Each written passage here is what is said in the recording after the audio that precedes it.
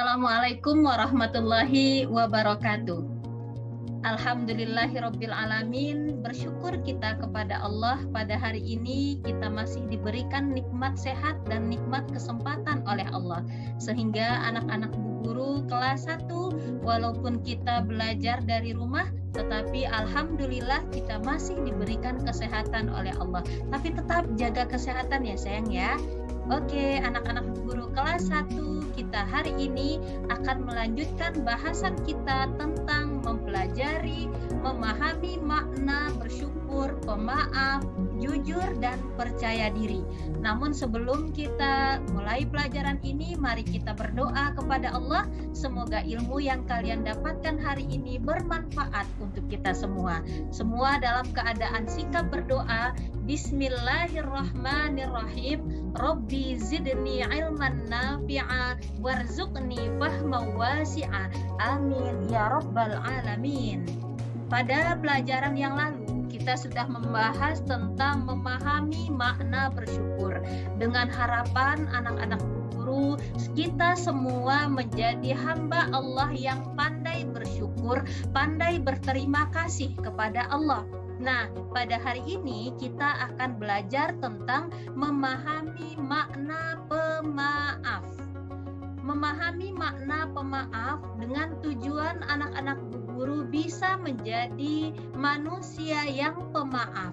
Lalu di dalam bahasan ini Bu Guru akan membahas yang pertama, apa arti dari pemaaf? Yang kedua, mengapa kita harus menjadi orang yang pemaaf? Yang ketiga, bagaimana cara kita supaya menjadi orang yang pemaaf? Yang keempat, kita akan belajar manfaat dari sifat pemaaf itu.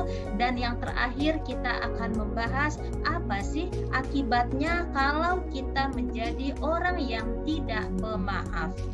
Anak-anak, pemaaf berasal dari kata maaf. Memaafkan atau merelakan kesalahan orang lain terhadap diri. Sebagai manusia, hendaklah kita menjadi hamba Allah yang pemaaf, yaitu memaafkan kesalahan orang lain terhadap kita. Mengapa demikian? Rasulullah Nabi Muhammad SAW mengajarkan kepada kita agar kita itu menjadi orang yang pemaaf. Banyak kisah sejarah yang menunjukkan betapa Rasul itu memaafkan kesalahan-kesalahan orang kafir Quraisy terhadap beliau. Beberapa kali beliau pernah dicelakai oleh orang kafir Quraisy, bahkan diusir dari kota Mekah. Tetapi akhirnya Rasulullah malah memaafkan kesalahan orang yang pernah mencelakai beliau. Bahkan beliaulah orang yang pertama kali menjenguk orang yang sakit, di mana orang itu pernah mencelakai Rasulullah.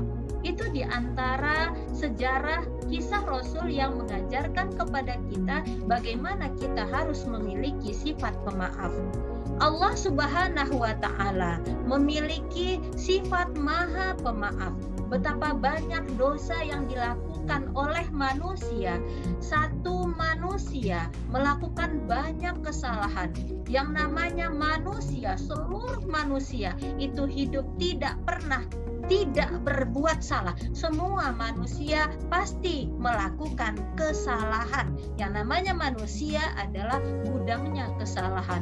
Tetapi Allah Maha Pengampun. Dalam Asmaul Husna kita sebut dengan Ghafur, Ghafurur Rahim, Ghaffar. Allah itu Maha Pengampun. Walaupun dosa manusia sebanyak buih di lautan, tapi ampunan Allah, maafnya Allah itu lebih luas daripada langit dan bumi. Oleh karena itu kita sebagai manusia jangan pernah berputus asa memohon ampun kepada Allah. Nah, dari sifat Ghafurur Rahimnya Allah, dari sifat Al-Ghaffarnya Allah, dari sifat Rasulullah yang memaafkan kesalahan-kesalahan manusia, kita sebagai hamba Allah, kita sebagai umat Rasulullah hendaklah mencontoh betapa pemaafnya Rasul Shallallahu Alaihi Wasallam. Jadi, mengapa kita berlaku pemaaf karena kita juga pernah melakukan kesalahan. Yang namanya manusia pasti memiliki kesalahan. Oleh karena itu, sebagai manusia, kita wajib memaafkan kesalahan orang lain karena kita juga pernah melakukan kesalahan karena kita adalah manusia. Kemudian, bagaimana sih caranya supaya kita itu mampu memaafkan kesalahan orang lain? Nah, anak-anak, bahwa kita hidup di dunia ini, kita ingat bahwa sering sekali kita melakukan salah. Sering sekali kita melakukan kesalahan yang berulang. Ketika orang lain berbuat salah kepada kita, hendaklah kita berupaya di dalam hati kita memaafkan kesalahan orang, mengikhlaskan kesalahan orang. Mengapa? Karena ingat diri kita sendiri pun punya kesalahan. Ingat, jika aku yang berbuat kesalahan, terus orang tidak mau memaafkan, bagaimana sih? Sedih nggak ya? Sedih lah nak ya, kalau kesalahan kita sudah minta maaf, terus tidak dimaafkan oleh orang lain, tentunya kita akan sangat sedih, tentunya kita akan sangat kecewa. Anak-anak nggak mau kan bikin orang lain sedih, bikin orang lain kecewa. Nah, kalau tidak mau bikin orang sedih, bikin orang lain kecewa, ketika orang bersalah kepada kita, kita maafkan. Mau dia minta maaf atau dia tidak minta maaf, kita tetap wajib memaafkannya. Kemudian manfaat. Apa sih manfaatnya kalau kita memiliki sifat pemaaf? Di antara manfaat kalau kita memiliki sifat pemaaf adalah yang pertama, hati kita akan merasa tenang. Kita tidak dihantui, tidak dikuasai oleh rasa dendam kita kepada orang lain. Karena manusia kalau sudah dikuasai oleh rasa dendam, ketika ingin membalas kesalahan orang lain dengan kesalahan yang sama, itu hati kita tidak tenang, perasaan kita tidak nyaman. Maka kalau kita memaafkan kesalahan orang lain, ya sudahlah, biarlah Allah yang membalas, kita ikhlaskan kesalahan orang lain, maka itu akan membuat hati kita menjadi tenang. Itu manfaat kalau kita menjadi orang yang pemaaf. Manfaatnya untuk diri kita sendiri. Hati kita tidak dipenuhi oleh rasa dendam. Hati yang tidak dipenuhi oleh rasa dendam, dia akan menjadi tenang, hidupnya akan tentram, badan dan pikirannya akan sehat, umurnya akan panjang. Tetapi bagi orang yang di dalam hidupnya penuh dengan rasa dendam, tidak mau memaafkan kesalahan orang lain, hatinya sakit, kepalanya pusing, badannya lemas, penyakit datang, cepat meninggal. Itu guyonan saja ya anak-anak ya. Jadi anak-anak Bu Guru, jika ada teman kita berbuat salah kepada kita, mau sengaja atau tidak disengaja, hendaklah kita memaafkannya. Apa manfaatnya bagi kita? Manfaatnya hati kita menjadi tenang.